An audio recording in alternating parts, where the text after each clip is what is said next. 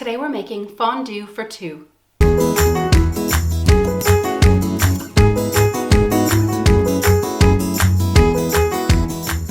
Hi everyone, welcome to Black Cat Kitchen. I hope you're doing well. Today we're making fondue.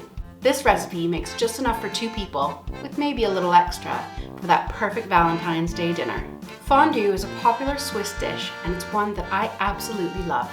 I had the opportunity to visit a beautiful winery in Switzerland last year before we all got locked down, and I got to try fondue right on site. It was divine. We've been making it at home ever since, and today I'm going to share my recipe with you. Here are the ingredients you'll need for this recipe. Feel free to pause. I'll list the ingredients in the description below. I'm using 3 different cheeses for my fondue today. The base of my fondue will be a Swiss gruyere, and you can tell it's the real thing because it says Gruyere Switzerland right on the cheese. I'm also using an emmental cheese, which is the holy Swiss that everybody knows and loves. This is a great, more mild cheese, but it has a real distinctive flavor that adds to the fondue. And last but not least, I'm using comte cheese. This has to be my favorite cheese of all time. It's a French cheese. It has a real nutty smell about it, and you can tell the color of it is so creamy. You don't need a lot of comte, it's very strong, but it is such a beautiful cheese to add in fondue. You can also add different cheeses, whatever you like that melts nicely. So you can use a fontina. I've even done this with a low moisture mozzarella, and you can even change your liquid from wine to beer and do a cheddar fondue if you'd really like. I find it really important to buy your cheese whole and grate it yourself. That way you know your cheese is very fresh and it hasn't got any thickeners or starches on the outsides of the cheese. Normally I'd grate my cheese by hand, but I'm going to use my new handy dandy Cuisinart food processor with a grater attachment.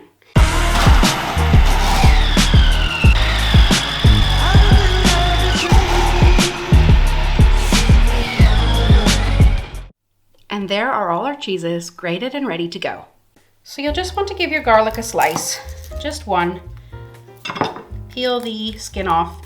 You'll only just be rubbing this around your pot so that there's no need to chop that any further.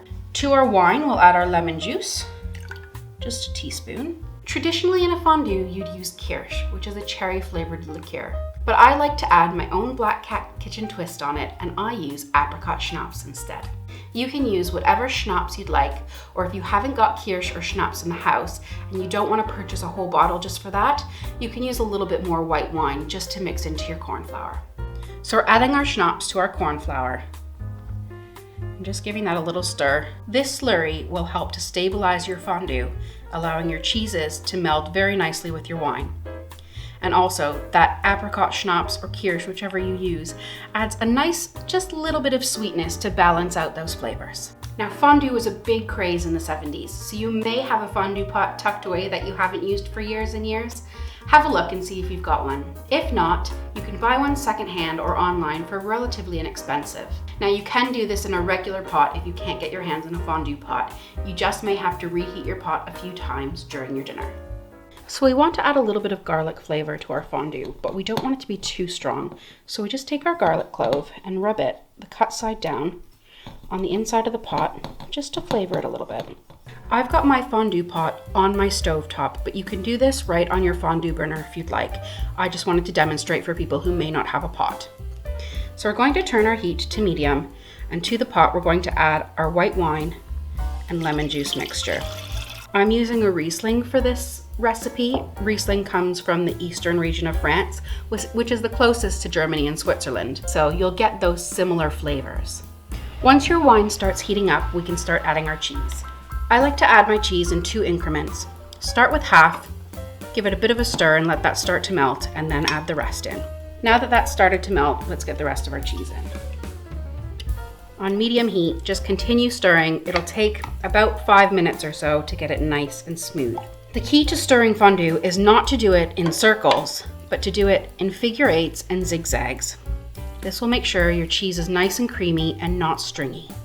Now when it gets to this stage, almost completely liquid, that's when we want to add our cornstarch slurry. Just get that all added in there and just continue to cook it, and that will really help thicken it up. This is exactly the consistency you're looking for when it's ready.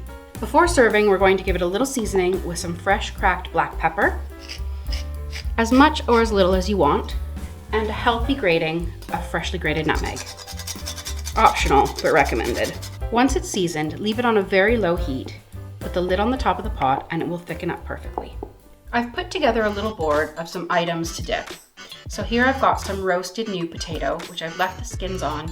Just put a little bit of olive oil, salt, and some seasoning, and pop them in the oven for about 30 minutes at 200 degrees centigrade, 400 degrees Fahrenheit.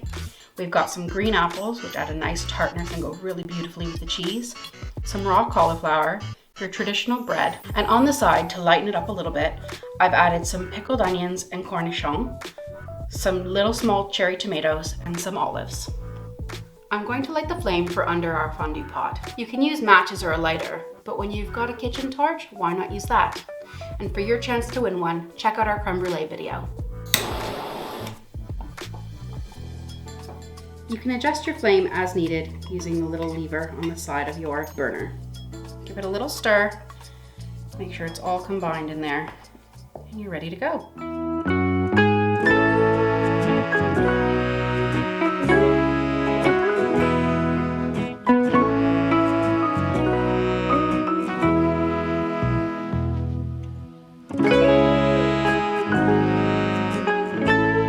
Time for a taste. Now be careful, that cheese is hot and burning your mouth is not romantic.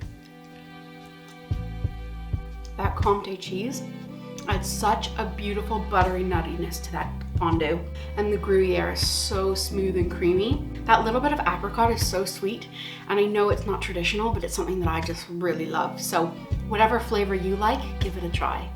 Now I know this is a lot of cheese, so if you don't get through the whole thing, you haven't wasted it. Let it set up in the bottom of your pot, pop it in the fridge overnight, and use it tomorrow for your pasta over top of broccoli in the oven. It's perfect anywhere that you'd use an Alfredo or a cream sauce. You can also freeze it for up to 2 months. It might have a slightly different taste or texture, but it will still be really lovely. Thanks so much for watching. Make sure to like and subscribe, and we'll see you down in the comments. Happy Valentine's Day!